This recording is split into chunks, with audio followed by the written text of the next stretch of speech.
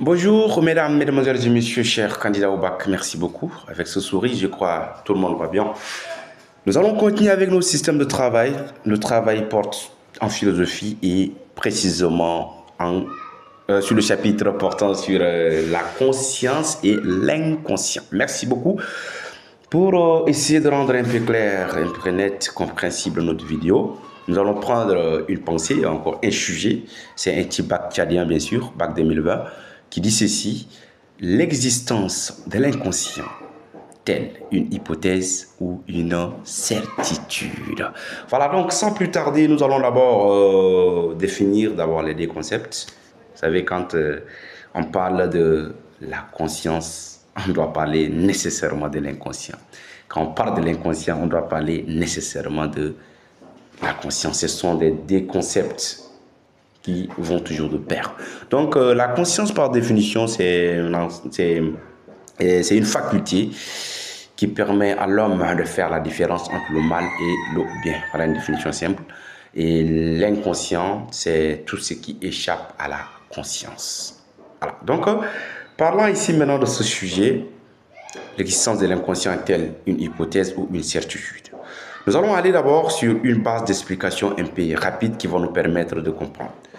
Mais avant cela, il faut comprendre que quand on veut parler de la conscience, quand on veut parler de l'inconscient, on doit d'abord faire appel aux spécialistes qui ont eu à faire de travail, qui ont permis de montrer à suffisance l'existence de l'inconscient. Mais avant tout, la conscience. Il faut d'abord comprendre que nous avons les rationalistes. Et là, on va prendre Alain, on prend René Descartes, on prend Jean-Paul Sartre, etc. Voilà, donc, ces philosophes, pour eux, la conscience est la seule faculté qui gouverne l'homme. Voilà, donc, on prend, je pense, dont je suis Cogito ergo sum de René Descartes, bien sûr, pour l'homme.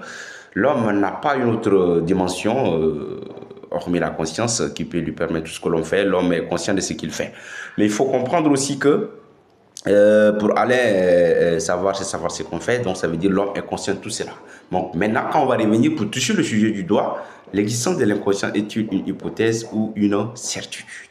Une hypothèse, ça veut dire quoi? On doute, on essaie de douter. Est-ce que l'inconscient existe réellement? Mais oui, là, directement, on va mettre le point sur le père fondateur de la psychanalyse, précisément le médecin Sigmund Freud. Donc, Freud n'a pas vraiment douté de la conscience, mais pour lui, il y a une autre dimension en dehors de la conscience qui joue sur le moi. Le moi ici, on veut parler ici maintenant de mental, de la conscience. Ainsi donc, pour Freud, il y a des trucs qui échappent à la conscience. Alors, où se trouvent ces trucs? Se trouve peut se résider dans l'autre dimension qui est appelée maintenant inconscient. Inconscient, ça veut dire sur le contraire, tout ce qui échappe à la conscience humaine. Donc, à travers maintenant certaines caractéristiques, Freud s'est mis à expliquer, montrant la certitude de l'inconscient. Donc, pour Freud, il y a des trucs qui échappent à la conscience. Quand on prend ici le cas ici du rêve, pour Freud, l'homme rêve.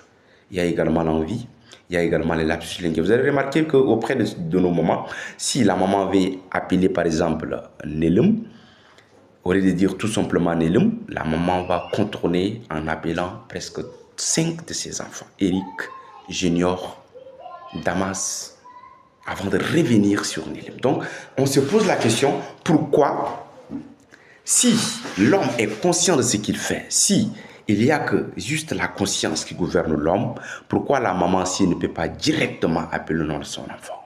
Voilà, donc ça veut dire la conscience est d'une part influencée par d'autres dimensions qui échappent à l'homme. Il faut aussi comprendre que quand on revient, on dit l'homme c'est un être en vie. Voilà, donc là, il y a également Spinoza qui a donné un coup de main, c'est-à-dire défendant également l'existence de cette dimension de cet inconscient. Donc, l'homme c'est un être envieux, mais l'homme ignore l'origine de cette envie. Voilà, donc vous allez comprendre que l'homme est celui-là qui, bien qu'il est conscient de ce qu'il fait, mais il n'est pas à l'aise, car il y a des trucs qui peuvent échapper à sa pensée et maintenant tout cela réside dans l'inconscient. Et là, il faut aussi comprendre que on dit l'homme est celui-là qui commet des actes et il est incapable d'expliquer certains actes. On prend le cas de l'oubli. L'homme est celui-là qui oublie. Vous allez rester avec celui-là, vous vous donnez des rendez-vous et du coup, l'heure du rendez-vous arrive, il oublie totalement. Voilà, il oublie totalement l'heure du rendez-vous. Et quand l'heure passe, d'abord, il se rappelle, ah tiens, merde, moi j'ai un rendez-vous et maintenant l'heure est passée. Donc on se pose la question, si réellement l'homme est à l'aise dans sa tête, qu'est-ce qui le pousse à oublier? Alors donc ça veut dire qu'il y a des trucs là qui échappent à la conscience humaine. L'homme pose des actes où il est incapable de faire. Vous restez avec quelqu'un, l'homme lui pose des actes, il lui demande, il dit tiens, il ne se rend compte plus. Voilà, donc voilà, ce sont des caractéristiques qui échappent à la conscience. C'est pourquoi, entendu, le moi n'est pas le maître dans sa propre maison. Donc, l'existence de l'inconscient n'est pas une hypothèse, mais au final une certitude. Voilà à peu près, chers amis, c'est un petit bac Tchadien bac 2020. Prenez, s'il y a des manquements, essayez d'amender, partagez la vidéo, likez pour plus de vie. Merci beaucoup, ciao.